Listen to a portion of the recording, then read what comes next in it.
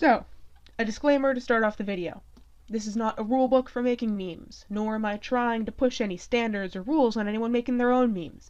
Make anything you want. This is just me pointing out some trends that I've noticed in the community that might push you towards making something popular. Also, second disclaimer, I'm fully aware I sound like a girl. I'm not. Please be aware of that if you comment, because I've been getting that a lot recently. So you want to make a meme.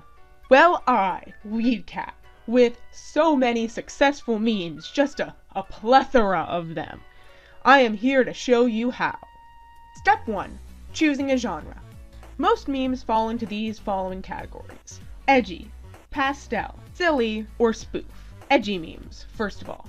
These memes tend to be darkly colored with backgrounds that are either flat colored or a stock video.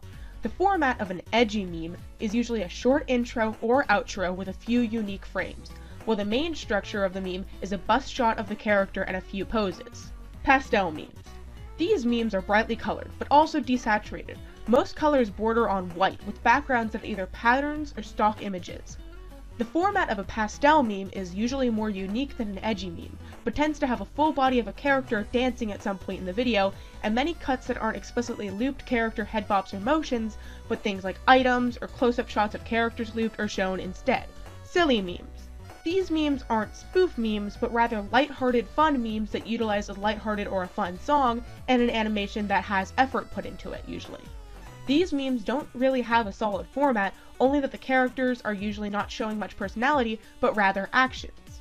And finally, spoof memes. These are usually the shitposts. The audio that's from a YouTube skit, a movie, etc. that is usually drawn over with still frames or sketches in more of a PMV style rather than an animated video. Audio tends not to be songs, though it can be, but rather comedy bits from various sources of media. Step 2. Choosing a character. My number one rule for this is, when in doubt, use a furry. A good portion of the community is also a part of the furry community. People will click on what they see and relate to, so use a furry character if you're not sure what to do. The easiest of these characters to use are usually fursonas. Of course, this doesn't mean you can't use any other characters. There's less and less of a divide between anthro characters, feral characters, and human characters as the meme community takes over the map community. Use what you want. Your character that you choose should also be based on what kind of meme you want to make. If you want to make an edgy meme or a spoof meme, most characters should have a developed personality that is shown in the video. But in pastel and silly memes, characters don't tend to show much personality. This is because memes strive off of people creating them, and to do them, you must be able to insert a character into them. Edgy and spoof memes are frequently changed from person to person, so putting personality in the original shouldn't be much of an issue. But with pastel and silly memes, they're usually looped animations that are closely copied. Try to make them as simple and basic as possible personality-wise to ensure that people can insert their characters into them. Step 3. Drawing the meme. Make sure to choose a good pose format for your characters. Most people tend to stick to one of two formats and keep it consistent throughout the video. Either a straight-on bust shot with movements in the head and face area, or a full-body pose or a knee-up pose with movement more focused on the torso, shoulders, and arms. Make sure your style is consistent, both throughout the video and with the genre of video you're trying to make, especially with the colors. Edgy memes have a more realistic or a rendered style, with more anatomically correct characters and darker colors. They stick to either a saturated palette or a monochrome one, without much variation in the middle. Pastel memes use a softer style, usually with more curved lines and experimentation in style, relying a lot on the chibi style. Colors fall along the pastel scale, with colors being completely saturated but more near to white. Silly memes use very bright colors, usually extremely saturated, and utilize these throughout the whole video, with both characters and backgrounds. Characters tend to be a mix between cute and realistic, but falling more along the lines of an American cartoon style. This tends to be the most closest, besides a spoof meme, to the artist's actual style that they use in most of their artwork. Spoof memes, lastly, tend to be flat color on a white background, or sketches, colored or not. Styles are usually a wide range, but are usually just the artist's preferred style. There's not very much of a style format that goes with these videos. Step 4. Editing the meme. When drawing your meme, keep in mind that you will be editing. If you want to do a head bop, for example, draw the head bop on a different layer than the body.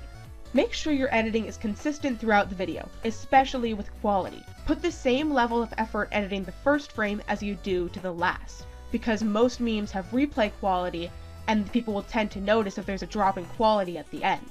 Do not rely too much on editing that will give a shaky, constantly moving, or flashing effect. While some popular memes use this, and you surely can yourself, these kind of memes can push away potential creators because of the uneasy nature of them. It also poses a risk for epileptic viewers, so put a warning if you do choose to use this technique. Lastly, keep editing easy to recreate, especially if you're using a program like Vegas or After Effects. A good portion of the community is using programs like Windows Live Movie Maker and won't be able to recreate a lot of effects. Even those with better programs might not be sure on how to recreate editing. Step 5. Posting. Posting your meme is a very important part in drawing in viewers to see your video. Creating a thumbnail separate from the video is a good way to guarantee that your meme will be enticing to click on. If you do choose one from the automatically generated thumbnails, be sure that it's not blurry. Most thumbnails have a close-up or a bust shot of the character. Using a full body might get blurry or make people unsure of what it is. Use the tags. I cannot say this enough, use the tags when you post. Using the tags will rank your video, which means that when people search for memes, it will show up in the results more often than if you didn't tag it. If you use tags, it will continue to get views after you post it, meaning that people other than your subscribers who initially see it in your sub box will view it too. Finally, make sure that the title is clear. I tend to title mine with the name of the meme and the fact that it's an original meme.